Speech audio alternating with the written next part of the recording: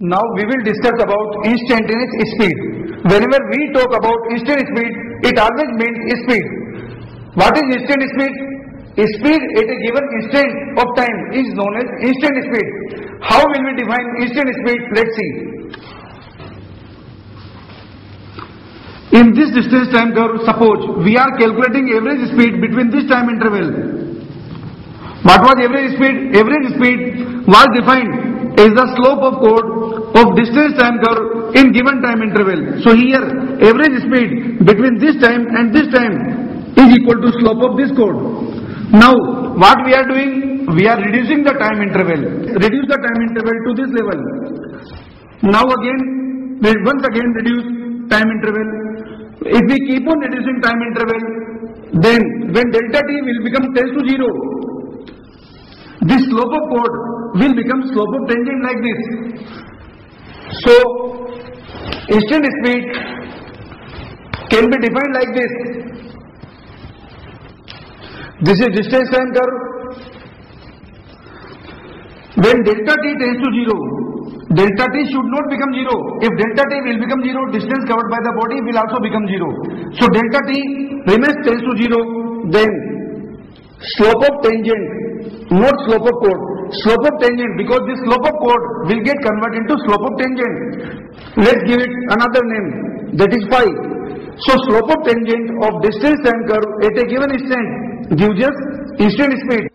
Because instant speed of a body at different time interval may be different.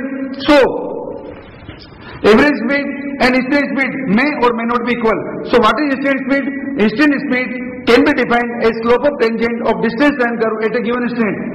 So instant speed is equal to limit delta t tends to 0, delta s upon delta t, that is equal to ds upon dt, that is equal to tan phi, that is equal to slope of tangent of distance time curve at a given instant. If slope of tangent at every time during the motion remains constant, then instant speed will be equal to average speed and body will be said to be uniform speed.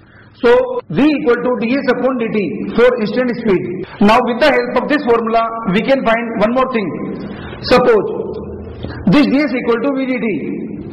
If we integrate speed time like this, whenever speed and time graph is given in the problem or speed is mentioned in function of time, then what we have to do?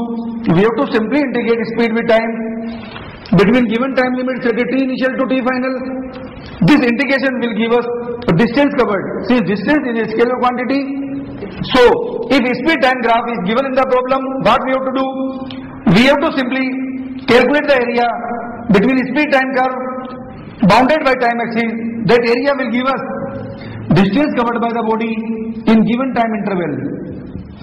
Area under speed time curve between given time limits bounded by time axis gives us distance covered by the body. So whenever distance covered by a body is to be calculated, what we have to do? Either we have to calculate the area if possible between speed time curve or make the integration of speed with time. Then we will get the distance in given time interval.